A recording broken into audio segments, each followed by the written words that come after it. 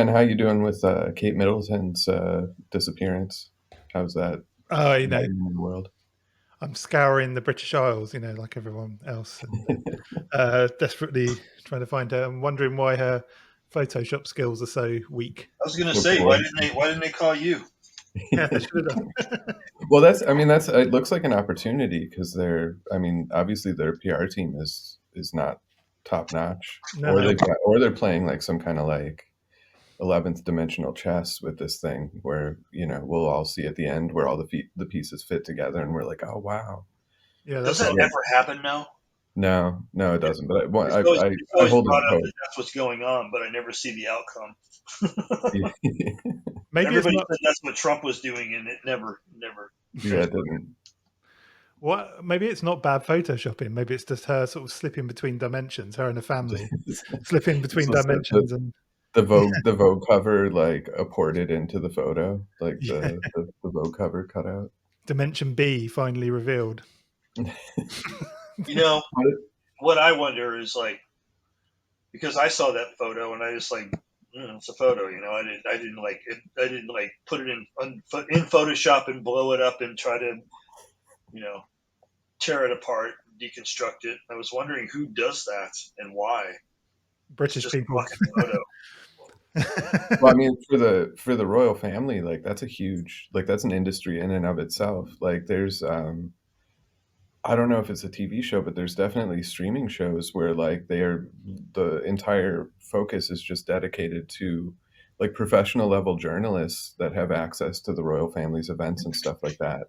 And then they just sit around and they're just like, oh, so and so had lunch the other day. And it's just this like kind of real, I don't know, real low key sort of just like chatting about the royal family sort of thing, but then there's the more obsessive tabloid side of it too. I mean, it's like its own. And we have nothing better to do with our lives. Well, if you look online, like on YouTube, rather, most of the royal family coverage channels are American. Weirdly, you guys are obsessed with the royal family. Yeah, we are obsessed with the royal family over here. It's like, I think we made a bigger deal about Diana than you guys did. Probably, yeah. Well, we have no we have no center post. Like the royal family provides us our access, our like traditional. We can like hover around it and hope that there's some attachment to the past. Although I think like pretty much like after Queen Elizabeth, like any traditional ties, although Charles has connections to like Jean-Michel and Keith Critchlow and stuff, like it seems like it's just like a media corporation at this point. More than upholding. I mean, they're not royalty per se anyway. No, they don't have the power to kind of overrule the government or anything like that, as far as I know anyway. Since Magna Carta, I've heard, but what do I know? But I think Prince Charles actually got in trouble back when he was Prince Charles. Still got in trouble for discussing politics. I don't think he's even allowed to like talk politics. I think it has to be like strictly royal business in the public sphere, or otherwise he gets he gets a slap on the wrist. He just has to sit around and model his sausage fingers. He can. I think they can talk about like global issues, right? Like you just can't talk about like specific like political kind of. Well, I'm sure they can, but what would happen to them if they broke the rules? Like, who enforces what and who says what the rules are? I think government does. I think there was like an agreement put in place that they're kind of like I guess like a figurehead rather than the actual ruler. I mean that I know it's just a social function, but I think what if he just comes out tomorrow and says, I like this politician, I don't like that politician. Like, then what happens? Like, what's the result?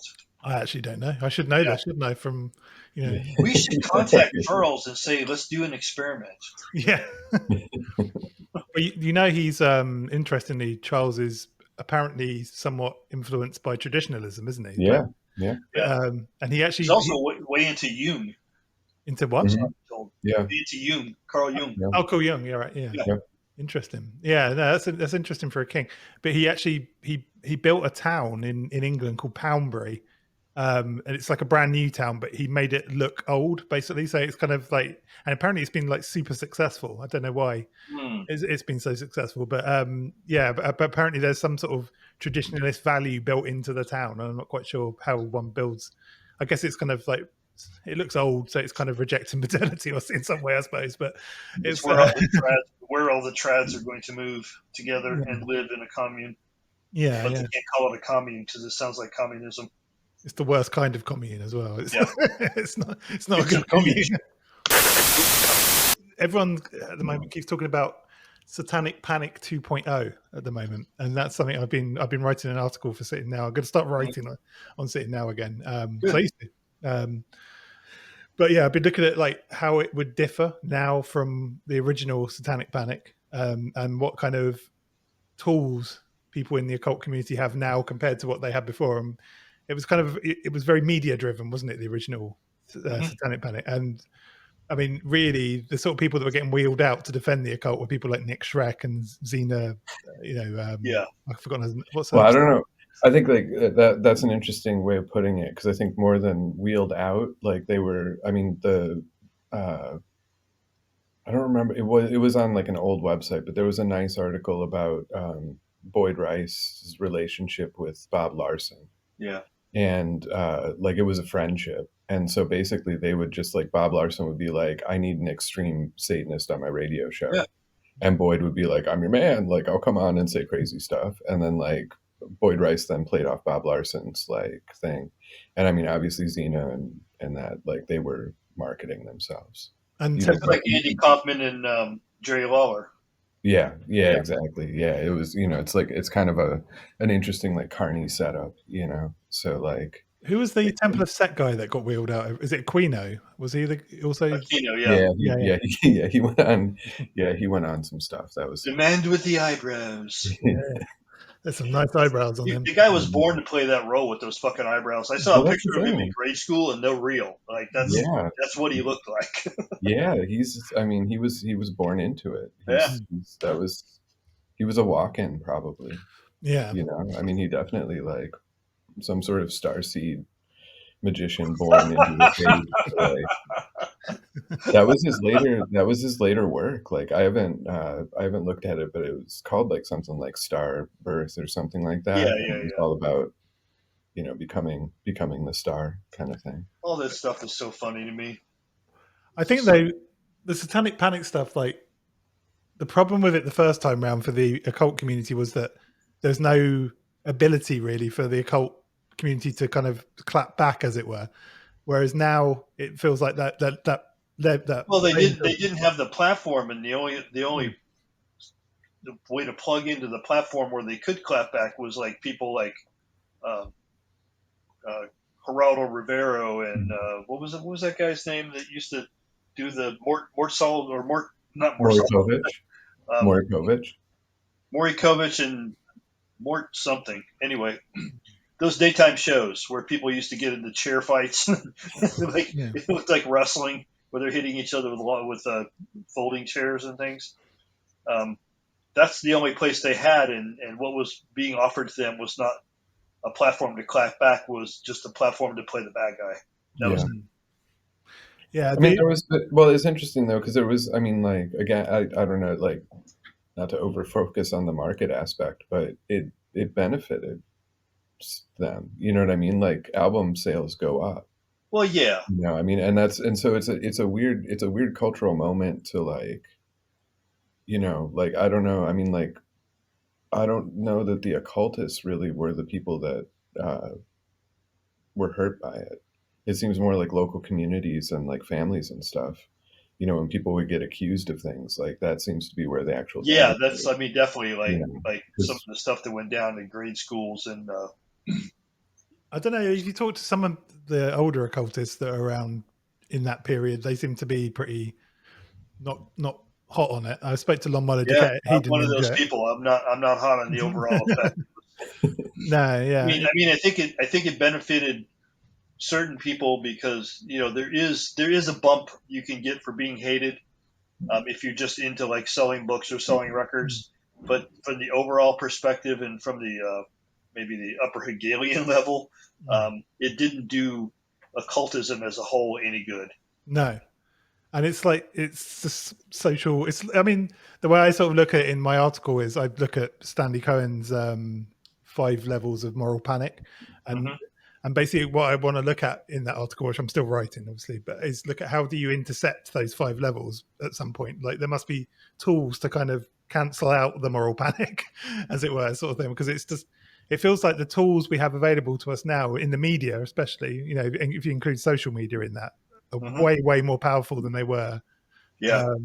I mean, you look at conspiracy theories, how big they've become because of social media and things like that. So therefore, you know, it's not exactly a dumb group of people, the occult community. It's quite a scholarly group. So you would have thought that, you know, between us, we'd be able to kind of intercept that kind of moral panic instead of just, I see people just like meekly go, oh, it's coming. You know, it's like, well, do something about it then. You know, it's like, you've already let the conspiracy theorists overrun the occult. Or another tactic, which is my tactic these days, which is I've realized the wisdom of the sub rosa approach from the old days. Like, occultism was underground, secretive, esoteric, and I think that's there's a reason for that. They knew stuff that we didn't. I mean, they went through, you know, getting burned. They went through things that we kind of went through on a,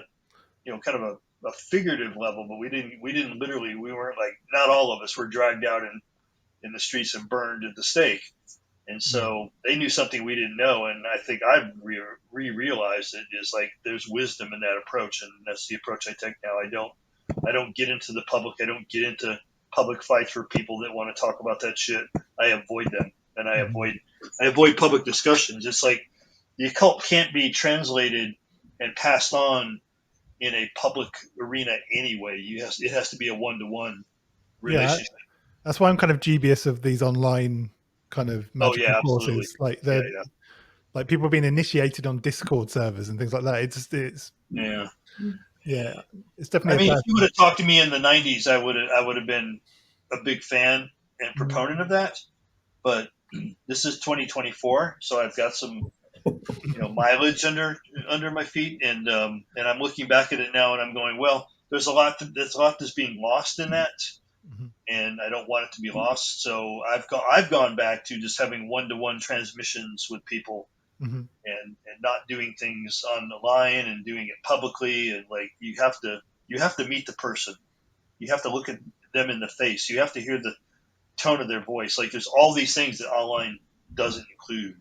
That is important. Well, like the sensual experience, you know, the smells, even the, you know, like all of that. Yeah, it's all kind of.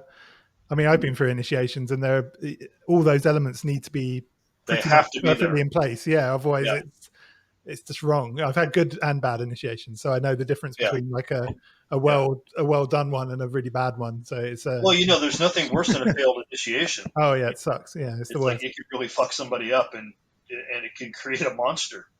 So we have to take more responsibility now that we're older and we know these things. We have to take the responsibility of practicing them because we know them, and we can't run around willy-nilly on the internet and you know, initiate people on Discord and just stupid shit like that. Like, and I admit, again, 20 years ago, I was a person that was thinking that was possible, and that was a great new thing, and we're a new aeon, and blah blah blah. But you know, it's not. There's a reason that people went underground. And I think we need to from a certain perspective, we need to go underground again. I'm not ever going to publicly denounce. So when somebody asks me, like, you know, I had some recent experience with some people in the entertainment industry who I said I'm a practicing ritual magician, and they thought that qualified me as being a nut.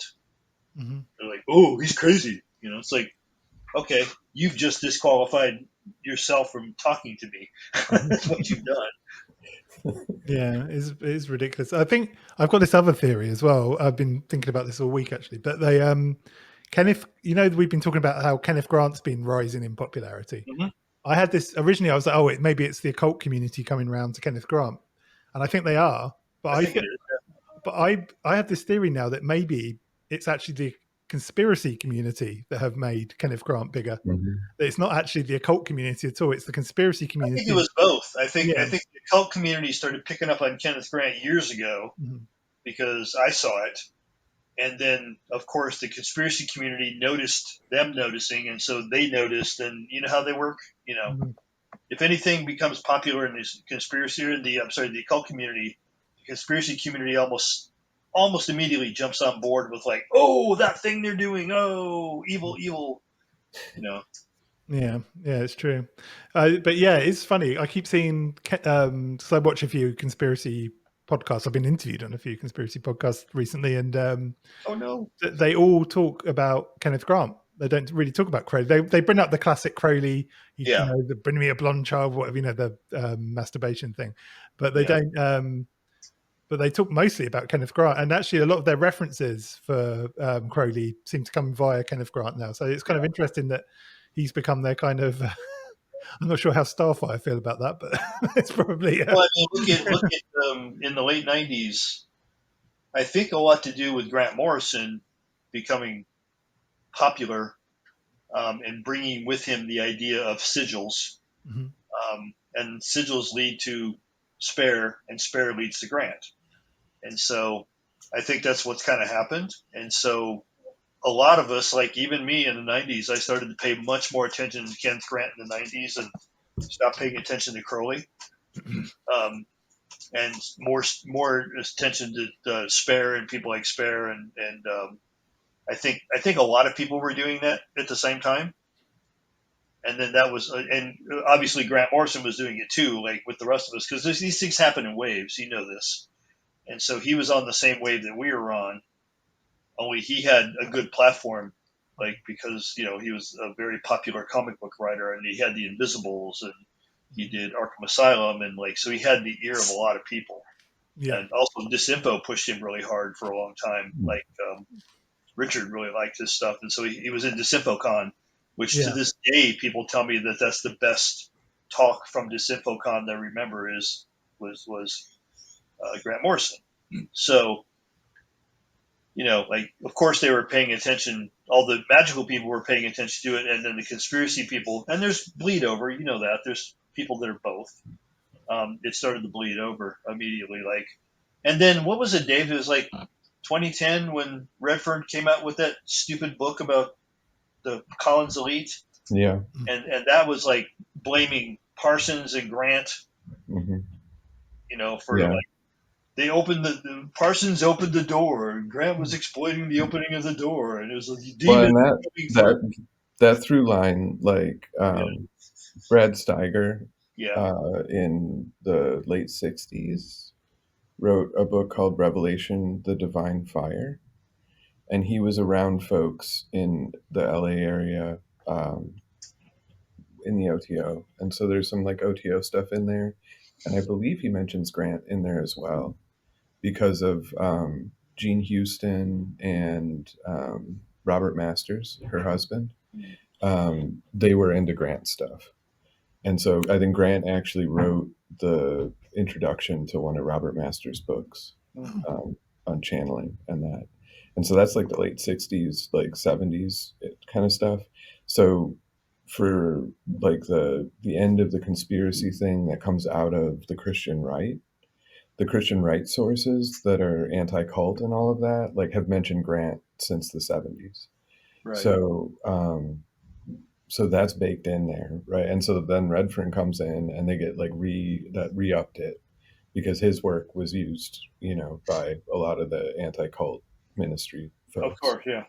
So like, and then I think he was asked to be in some documentaries too that were put out by some of those people.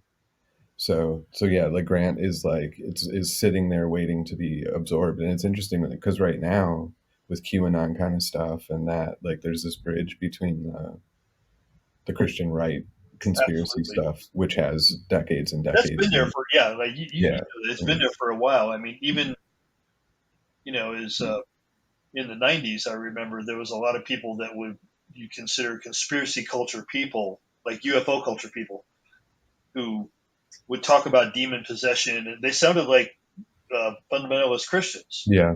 They really did. Well, and that's an interesting thing, because one of the things that, like, I've been reading a lot of 1950s and 60s stuff lately, and like contactee stuff and mediumship and channeling and all of that. And the early contactee movement was heavily Christian. Oh yeah. Like all of them. And like the original messages from Ashtar were signed off like as Ashtar being part of an army that was coming to help humanity reach like the Christ consciousness and stuff like that.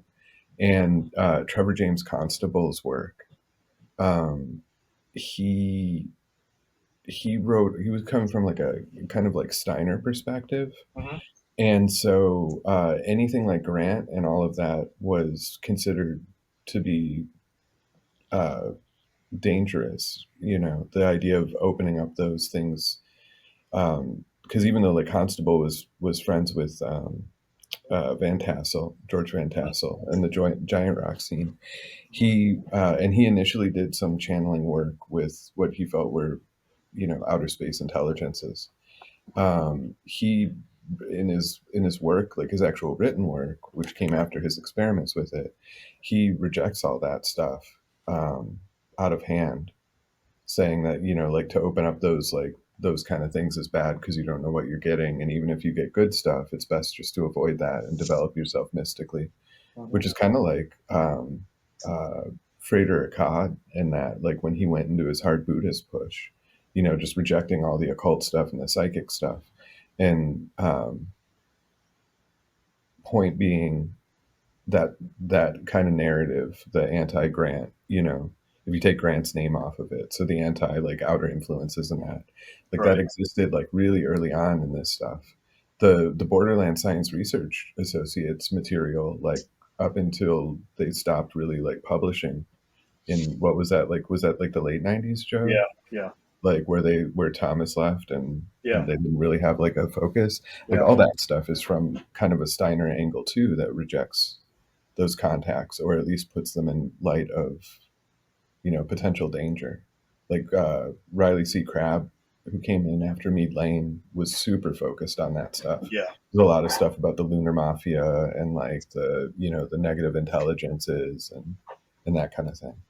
So this kind of like like the anti-occult occultism has existed for a long time. I think there's two elements to that. I think one, obviously, because it came out of America, it's going to carry the patina of Christian thinking.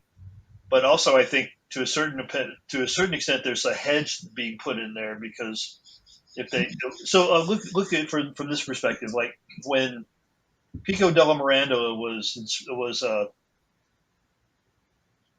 sponsored by the Medicis to translate all that stuff, which became the Renaissance, really, to translate all that stuff, all the Hermetic thinking into Latin. There was a Christianization that was attached to it that wasn't there in the original, but they Christianized it. So obviously at that time, they're probably thinking of their own ass. It's like, if I put this out the way it's written, I'm probably going to get burned. The church is going to kill me. So I'll tap all this Christianity onto it, and that will be a veneer that will like camouflage it. And then so I'll get to translate it. I'll get it to put it into the record, but it'll be camouflage. So that's where you get the arisal of Kabbalah with the C. Yeah. So I think a lot of that goes on with the UFO stuff too. Is like, first of all, the people that are doing that thing probably came from Christian backgrounds because they're American. But also they were probably, to some extent, even subconsciously, maybe they were thinking that like, I need to have some Christianity in this, or I'm gonna be painted as a Satanist, and I'm probably gonna get burned. And it usually comes out as more of like a theosophical Christianity, which is interesting. Like where like the Christ consciousness, Christ light, like becomes like a master. Which I don't. I think the Theosophists were playing that game to a certain extent. Like, let's do some Christianity on this. Well, they actually, I think the Blavatsky branch of theosophy, and like maybe, I don't know, I'm not that familiar with Besant, but like they rejected Christianity, and that was actually the Steiner split, where Steiner was like, no, I'm going to go in a more Western direction and keep the Christian. And then you had people like Ledbetter who would just tack anything on because he was not what I would call a sincere actor. No, that's it's really interesting to see the later Krishnamurti stuff. You know, when after he rejected his Messiah role that was hoisted upon him. But one of the things I was interested in is the amount that he yells, which is pretty incredible, or at least forcefully talks. It's awesome to see that. Like, you know, the idea of like kind of like soft-spoken-y Advaita people now, you know, that are like, you know, pausing and very gentle and hypnosis speaking. And then if you watch those Krishnamurti ones, you know, he's oftentimes almost yelling, like, and fairly aggressive in his points. You know, he was probably a little bit angry about the way they set him up and treated him. You know. Oh yeah, I would. Yeah.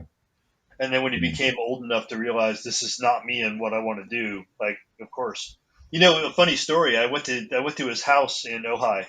You know, that's now kind of I think it's like a bed and breakfast, a couple other places, and then the house that he lived in is turned into like a little museum with his library still there and everything, which is cool. I got to go through the library. I I left a copy of Ong Sat on the shelf of his library. I had it in my shirt, It's interesting with him, though, isn't it? How he was kind of plucked randomly, wasn't he? And then sort of raised to be a guru, but he sort of almost like these guys that get picked as a Dalai Lama. You know, it's like they don't know what they're doing, what they're getting into. But it's interesting that he kind of got picked to be a guru and sort of became a guru, but not the right guru. He became the anti-guru, which I think is very cool and very admirable. Yeah. Well, he actually did the practices. His talks are pretty good. Oh yeah, and he did that stuff with Bone on those dialogues with the quantum physics stuff that was floating around in the SRI scene in the 70s and that. So what have you two been reading, researching, etc.? I've not had any time to read and research anything. I've been doing fucking interviews, man. I've done like 30 in the last month. God. Yeah, you seem to be on every podcast, like, right? Yeah. The burden of Ong's hat. I just got word that reality is what you can get away with is finally cleared all the hurdles for all the different rights that had to be secured for it, because Bob referenced like every B-list horror film that was ever made up until the 80s. And so we had to get the rights to all of the imagery for it and everything like that. So that got cleared. I did the interview this week. I did the interview for the Hilarious podcast, which will be running coming up next Saturday, the 23rd, which is the release date for Reality is What You Can Get Away With, which I wrote the forward for. So that's cool. That's the one cool thing that came out of all the interviews I did this week. That's awesome.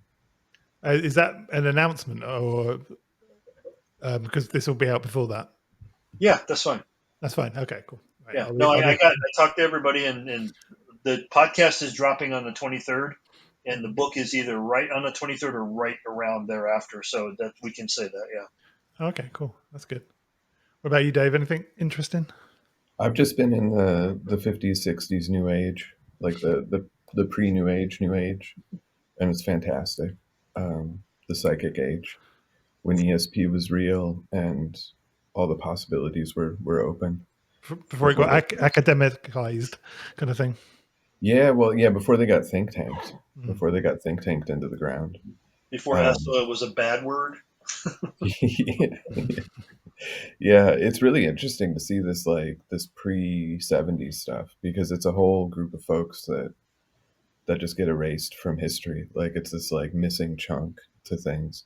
I mean, even the thing about like the early contactees and the amount of like kind of Christian language there, I hadn't really appreciated until I look back on it, or the just like direct through line from spiritualism to the UFO thing. I mean, it's just like a straight line. Like, you've got Manly P. Hall in the 20s talking about space intelligence is coming down to help usher in like the next age of humanity, and then you get the contactees, and then you get, after the UFO thing, the pre Kenneth Arnold sighting that Meade Lane reports, which is explained through mediumship.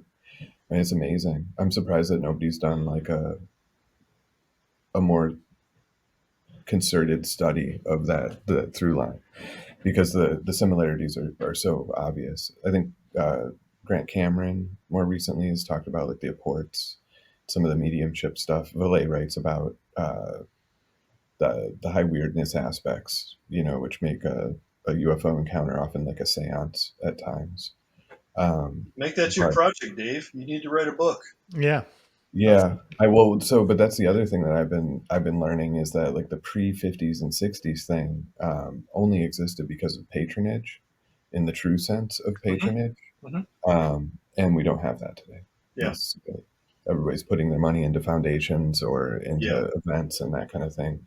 It's amazing. There's one book that came out in '64 or '65, whose name I totally am forgetting right now, but it was written by W. Clement Stone, who wrote some success stuff with Napoleon Hill, and he was kind of like I don't know what he did. He was just one of those like mid 20th century business guys that was involved in politics and like was rich and did manufacturing or something like that. I don't know. Sold insurance maybe. I'm not sure what exactly his deal was, but he basically he got approached by a publisher in like the 60s to go over to Russia to look at their parapsychology program, and then to do kind of like a world tour of different occult and psychic things. And he got a journalist from the Chicago Tribune, Ruth Norma Browning, maybe Brown, I don't know. But they went on this tour. He basically paid for it. He paid for her to go around. So she goes to Russia, or the Soviet Union at the time, and actually does like some like uh, you know, pre-War intelligence, where she goes to these labs and talks to some of the folks that worked with Vasiliev, who was one of the first Soviet parapsychologists to kind of push that which led to the kind of War thing in the 70s. But Stone has this portion in the early part of this book where he talks about patronage, and how basically he recognizes that because he's wealthy, that he needs to not just do charity, but actually have an active hand, like the Medicis, right? Like he actually says, like patrons before, and lists all these famous things like Shakespeare, right? We wouldn't have Shakespeare without patronage and that kind of thing, and says that he felt that it was his obligation to do that with psychic studies. Eileen Garrett did the same thing. She had an investing partner, and she had worked to fund some of the Buharic stuff. And then there was Henry Belk of Belk's is a department store in the U.S. And Henry Belk at the time was putting money in. The Rockefellers were putting money in at the time, and they were doing it not at a level. It wasn't just like that Bigelow contest. It wasn't that kind of stuff. They were actually going in, handpicking people, and like making things happen.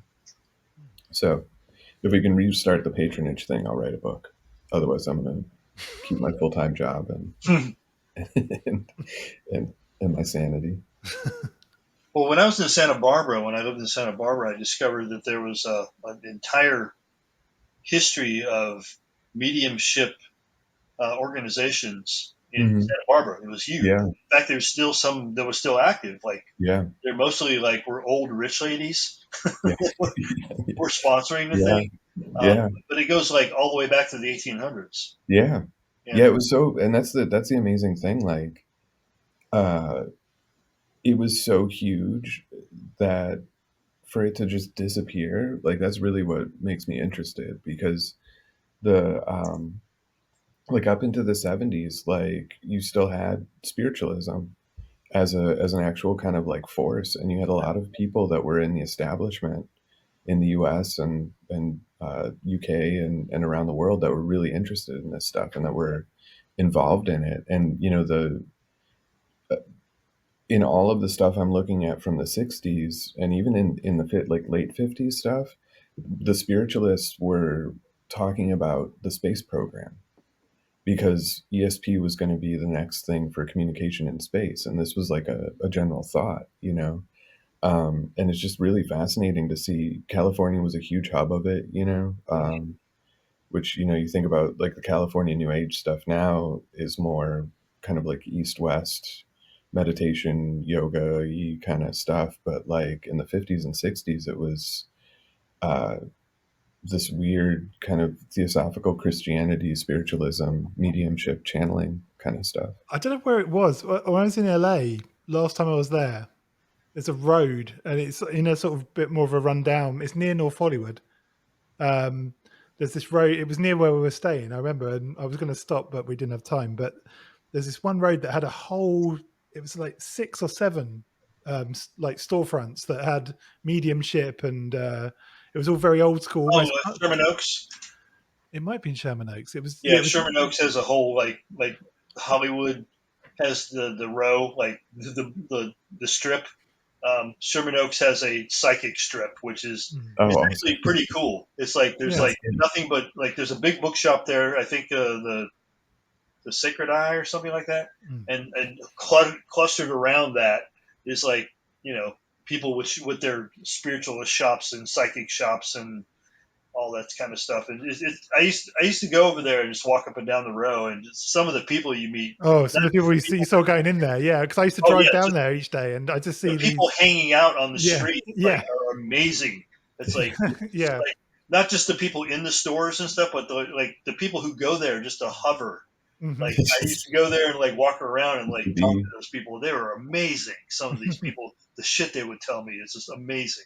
There's some interesting dress, like clothing. I remember. Oh yeah, I was driving by. everybody's like it's like the Hollywood psychic fair. It's like everybody's like out for like to be the most extravagant looking, and then when you talk to them, they're trying to be the most out there, or they just are the most out there. So it's like the psychic meets entertainment culture. It's like really cool. Everybody's like Criswell.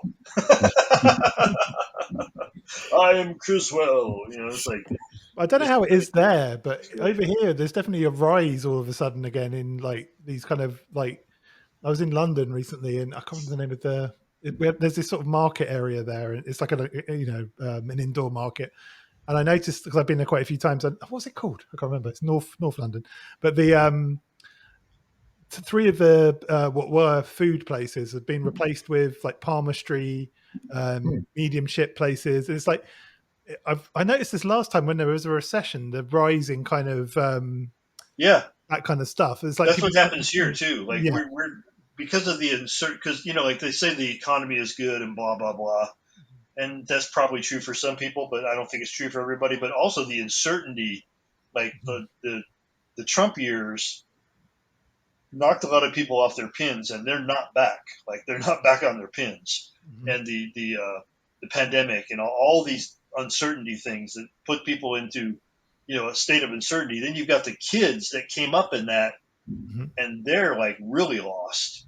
So there's like a lot of you got TikTok pushing it as well, which is interesting. Yeah, so you've got this kind of the witches new of TikTok generation and the witches of Instagram and like all this stuff. And I've seen it here in Eugene because like we're kind of a hippie spiritualist town, and much like Santa Cruz used to be. And you've got a lot of the young people who are coming to the older people like me and are asking like, take me to the forest and help me do a spirit quest. It's like, what? Okay. Like, that's weird, kid, that you would come up and ask me that, but okay. Andrew Collins must be wringing his hands like this. Yeah, probably, Black Alchemist years are coming back. Yeah, he's an interesting one. But there's real people, a lot of young people especially, who are seeking, where that generation previously probably wasn't so much. Like this generation is actively seeking, and that's good and bad. I mean, it's good that they're seeking, good for them, and I hope they find. but it also means that there's a lot of predators hanging around to take advantage of them. So we Yeah, have to be careful about that. a lot of shysters, as they say on TikTok and places like that. Yeah, it is interesting. One thing that's really interesting as well is you're starting to see because there's the Trump threat looming again. You're starting to see some of these characters from back in the day reappearing now as well. Mm-hmm. And I'm going to be keeping a real eye on that stuff because I found all the meme magic stuff was really interesting the last time Remember around. that? Yeah. Yeah, that Mhm. was kind of interesting, and that's starting to bubble up again a little bit. I've noticed even on Encyclopedia Dramatica's reappeared, which is that's like one of the signs of the end times, I think, these days, isn't it? But it's, I used to quite enjoy ED back in the day, but yeah, it sort of got taken over by a bunch of I don't know what you want to call them really, but yeah, but it is interesting. A lot of the Chans seem to be QAnoning again. I wonder if Q's going to reappear. That's what I wonder. Q has already reappeared. Oh, has he? Oh, okay. Yeah, there's been a couple of Q drops. Oh, okay. I don't think people have made that as big a deal of it as they did last time because some people I think feel burned, Mm-hmm. and there's a lot of those people that are probably in jail from January 6th. Yeah. Yeah. But yeah, I mean that's why Trump said if he gets reelected, he's gonna pardon all those people. So yay, that's what we need. Yeah, I mean it's interesting that it's a different. It's actually different though. Like, do you remember? I remember like the lead up, like 2014, 2015. There, all this stuff was like new, and it seemed very strong and popular. And it doesn't feel as strong and as popular now. No. I think maybe it. I don't know. Do you think it might intensify closer to when's the election? November or Yeah. December? Yeah. I mean, I think it will intensify more than it is, but I don't think it'll ever reach the level that it did in 2015, 2016, thankfully. Mm-hmm. Because, like there was a moment there where it opened up culturally where people felt like they could say and do anything, no matter how outrageously racist and stupid it was and fascist it was. They're reveling in it. Like, if you remember, like when Trump got elected, there was what was that guy? Richard Spencer, and all his people were running around doing Nazi salutes, and people were calling Trump the God Emperor. Like, just all this stupid shit was going on. And then the people were, jumping up and down, going, "We did meme magic and got Trump into the White House." It's like, maybe, yeah. Yeah, it was like I was sort of reading the history of meme magic recently. There was that 4chan, is it 4chan post where the guy said because it generates a random number, doesn't it, for each post? Yeah. And he said if it lands on 7 or 777 or something like that, and then it was 777. He was, oh my god! Right. And that's the thing that kind of triggered it. One of the things that triggered it off, I think, was and then there was the whole Keck thing as well. The Keck thing, yeah. Yeah, it's going to be interesting to see if any of that. I'm just keeping an eye on it because I found it kind of fascinating. It was sort of worrying, but also fascinating. But as someone that I find kind of the cross section of the internet and the occult really interesting, and that was a big one. And it'll be. But the other thing I noticed was again the dark enlightenment started popping up all over the place as well. Yeah. So I wonder if Nick Land's going to be doing the rounds. I don't know. We'll see. I mean, I think there would have to be somebody new because too many people have seen that video of Nick Land where he's lying on the floor of the stage muttering weird shit, and he's definitely high out of his mind on speed and something else. Yeah, he's a character, isn't he? I remember when he was considered a leftist. Oh yeah, me too. Yeah, I mean, this is what people always forget because I was talking to someone about accelerationism the other day and the CCRU, and they're like, "Oh, it's all fascism." It's like, well, not really. If you look at the kind of it changed with the Dark Enlightenment, didn't it? Really, I mean, that's where it changed. It wasn't prior to that. It was kind of like a lefty kind of arts intellectual pursuit. It kind of arty, wasn't it? It was like an arts project, and they were all listening to Jungle. It was definitely avant-garde and very lefty and very avant-garde. I'd say, yeah. And I just ordered there's like a collected writings book you can get, and I started reading that. Yeah. And it's again, it's not. It doesn't strike me as fascism or right wing at all. It wasn't. Yeah, and you know what? Accelerationism wasn't either at one point. It's like a couple things got like co-opted. Like accelerationism got co-opted. Deep ecology got co-opted. Like I can't tell you how many people in the last couple of years have called me an eco-fascist. I'm like, what? It's like because I happen to be an extreme environmentalist, they're like, oh, you must be an eco-fascist. I'm like, what does that even mean, dude? It's like I don't want the environment that I live in to get destroyed. That makes me a fascist. Like a lot of that stuff like got co-opted, unfortunately. So you have to change what you call yourself these days, and you get grouped in with idiots. There's a 4chan spin-off of it, Accelerationism, and I can't remember what it's called. It's got a really weird name. Oh, there's a bunch of them, dude. Yeah, there's this particular one though, and they're particularly nasty. And I think these are the guys that kind of, well, I think it was a combination, wasn't it, of Nick Land's book and these guys that kind of really ruined the accelerationism name, didn't it? It kind of stigmatized. Oh, was it so that group? They came out of the Bay Area, so San Francisco Bay Area, and they were all like tech workers, and it was all about like super optimizing your time and your day and your emotions and everything. Everything was about optimization. Oh, like the grind set people or those people? No, they were like that plus plus plus. Oh, yeah, they were like they had like this whole. It was like an Ayn Rand goes to Silicon Valley thing. It was like really fucking weird. What wasn't one of those guys the guy that started that? Not Huel. There's another company like a food. Oh, Soylent. You know, Silence. Yeah.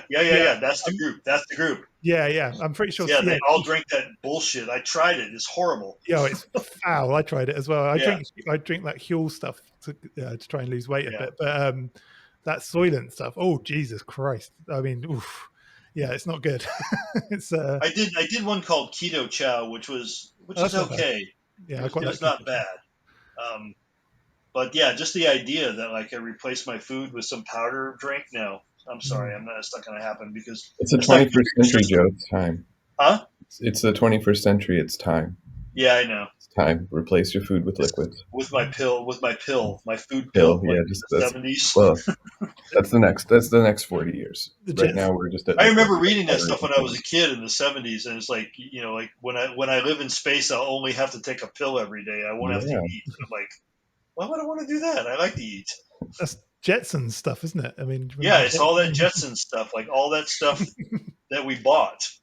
Yeah, it's like even that stuff is amazing because like you got like going back to like the 1800s New Age, and the utopianism. It's the same kind of thing. I mean, Kellogg's cereal came out of some weird idea that would be like the hyperfood, like the ultimate food. That's what's interesting about going to these past like movements, like it's the mindset. Cereal came out of that. Like Kellogg's and Post used to be like these what they call them, where you went for a month or two and you lived in these spas, but it was called something else at the time. And you ate their diet, which was basically their food that they made. Yeah, this where Kellogg's and Post both came from. Yeah, it's amazing. I think Celestial Seasonings tea also had some kind of component too. Oh, that makes sense. Yeah. But yeah, like these like past diets, it's all like the same ideas, and what's different now is the technology of communication for those ideas, similar to the Satanic Panic 2.0 stuff, where it's like just this like weird repeat, but then like for whatever reason, the hyper connectivity and communication make it nightmarish. It turns it into like these like Silicon Valley like weird. I mean, like just the weird kind of like underlying cynicism of naming your like liquid protein drink Soylent. Yeah. Like, it's just weird because it's like it's kind of funny and it's kind of not, and like well, either they didn't know when they chose that name what the ramifications were, the connection to the movie, because I could see if they're young they probably didn't see the but you do discovery. I mean, like when you're doing but then when you find out, like you leave the name anyway, and you kind of like exactly. I'm drinking people. but then the drink is supposed to be this like human plus like enhancement to your life. Like that's weird. That's weird that like cynicism and like but you know what? It's not. It's like it's all about time.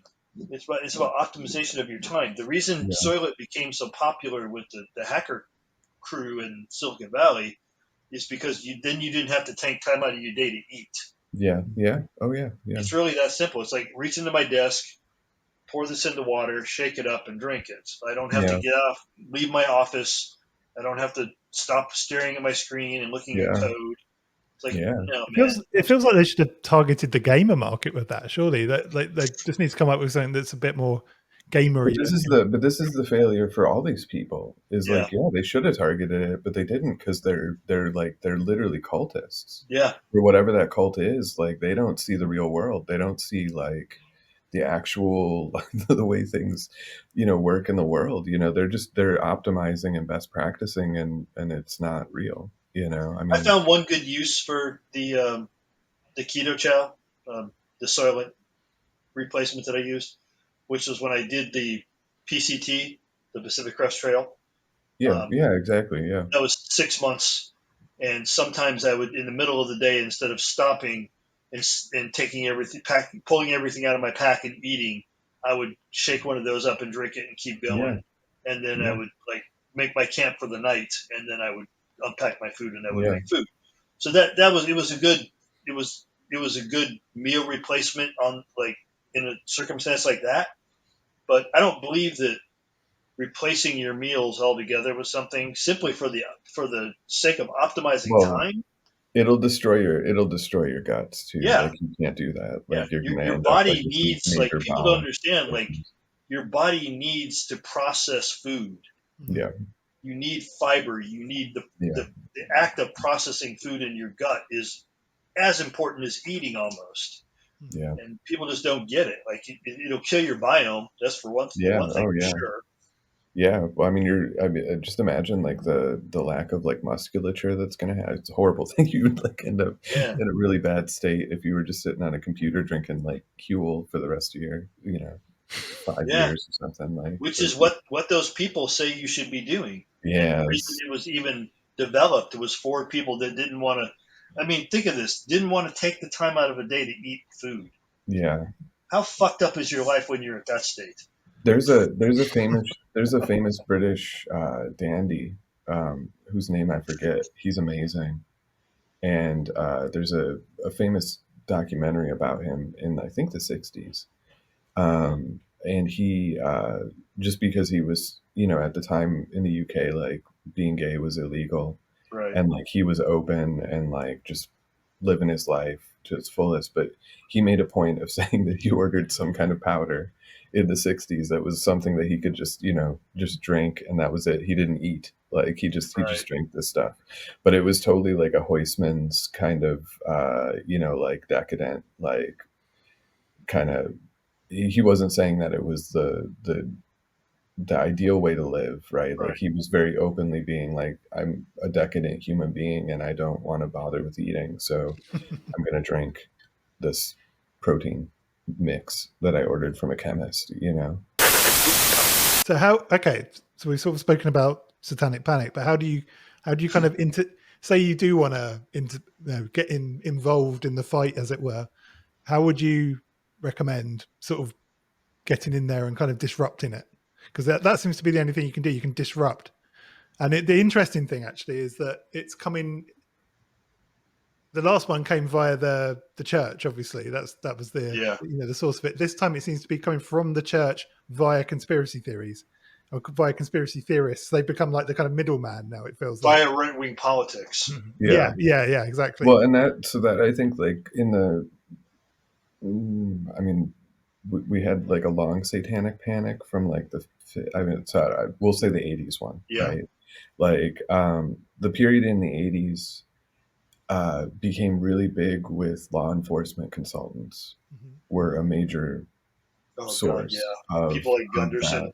Some of those Yeah, videos, the training videos. Yeah, the training videos yeah, and going and doing seminars and that kind of thing, right? And so that was a major support for these narratives. And then there was also the people that were working within the psychological associations and the counseling associations and the therapeutic associations that were giving similar seminars.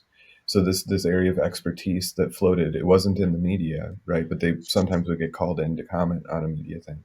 But they were doing active speaking tours and seminars and that, and training materials and that for law enforcement.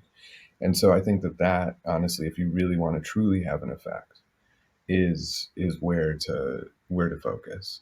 Um, Tony Cale in the United States, he does forensics for like anthropological, like like forensic anthropology, and he's a consultant to law enforcement groups.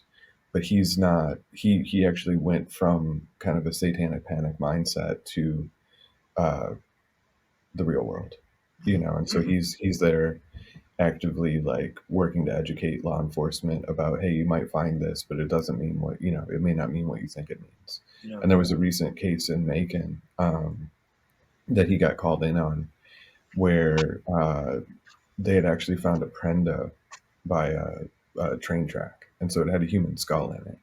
And people in Macon were freaking out because there had been decapitated bodies found by the train track and stuff like that. But he was able to go in, talk to the law enforcement, talk to the coroner, talk to the news, and give a more open perspective about what this probably was, what his purpose was. Because when he looked at the prenda, there was nothing that wasn't traditional about it. Sometimes you would have a prenda that was tied to like narco sorcerers, or Right. that kind of thing, or people goofing around, or people that had wrong ideas, or whatever. But this one was a fairly traditional one, and where it was put and everything, he was able to kind of give a more rational explanation to them for that. So he's doing seminars, he does online training, writes books, that kind of thing, facing the law enforcement. And so I would say that would be an area, that people may not think about, because it would be easy just to go online and start doing stuff, but actually developing that kind of material for the people who are going to be making these decisions. And the same thing would be, recently out here by Athens, Georgia, there was a local guy that did a kind of like altar call revival meeting for UFOs. He'd seen a UFO, and he did this thing where it was a UFO seminar. People came to it, but it was really him kind of proselytizing for the church. But an element of it was actual people reporting their experiences. But having conversations with that guy, honestly, would be a kind of thing, like hitting it where this message is gonna spread. Because he was interested in the topic, but all he knew was ancient aliens. And he actually said that most of his information came from History Channel outside of his own site. So, as all information should, I mean, the History Channel is that amazing. I mean, that's what that's. I know somebody that works on ancient aliens, and even he doesn't. He just laughs about. Oh yeah, well, I mean, it's they are what they propose. Yeah, it's just they'll say anything. It's an open question. Yeah, you just whatever the topic is, it's a speculation, and let's just run with it. They just try to go with the most sensationalist stuff they can find, like what they can come up with, and they don't like. There's no fact checking. They don't care. No, it's whatever sells. But that's the niceness of the carnival, That's the beauty of the carnival.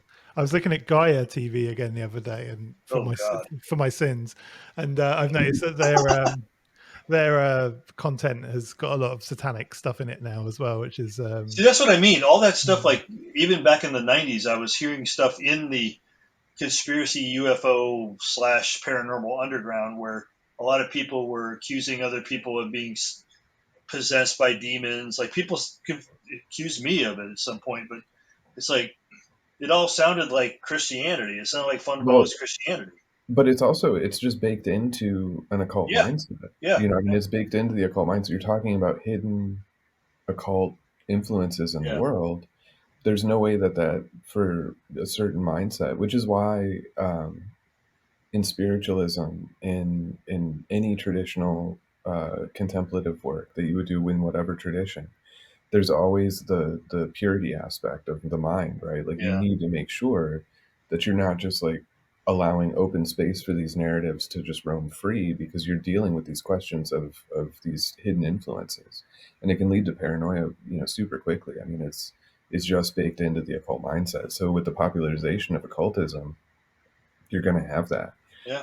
especially because, even if it's not a satanic panic kind of narrative, you're going to have the control forces, right? Like the archonic forces, or whatever you want to call it, that are putting you down, right? So like you're going to always have this binary, which is stuff that, like Robert Anton Wilson and a bunch of folks, and innumerable, like you list innumerable people, have tried to point out, like, hey, get rid of your binaries if you're going to be doing this stuff. You can't be existing in this binary either or, like us and them mentality, because you're going to be touching aspects of life that are going to lead to paranoia. I mean, even the positive stuff, like the synchronicity thing, right? Like the focus on angel numbers or synchronicities, and that, people start to think that their life is more meaningful than it is. Yeah. Which is not to say that it's not meaningful, but it's not necessarily meaningful like a romance novel. Well, I mean, there was a psychologist that pointed out something that's always stuck with me. Years ago, I read it. It's like the necessary predecessor to paranoia is primary narcissism, which is like, first you have to believe that you're important enough to be fucked with by forces beyond our control, blah, blah, blah, the powers that be. And once you've accepted that in your mind, even subconsciously, then paranoia, like what else can it be? So, ego precedes it all, it seems. So to answer your question, Ken, what can we do? I would say, don't engage. Like, find your people, form your own secret society, because we're in a place in history, if you're paying attention, that you probably should go underground for a while. So continue to do your work, the work. Just don't try to do it publicly, and don't try to find people that you don't necessarily know. Like, find people you know, make connections with people you know, study with people you know, practice with people you know. Don't try to open a franchise. Don't run a website called sittingnow.co.uk then. No, you're not doing that. You're not selling lessons and trying to form a coven, and like, you're not doing any of that stuff. It's like, I'm just saying like, maybe think about that kind of stuff, not doing that kind of stuff right now, because especially for the next couple of years, I think it's going to be fraught. Be rough. Yeah, very rough. And so you'll only be hurting yourself. So why do that? Like, try to do as much for yourself and the people you love and as you can.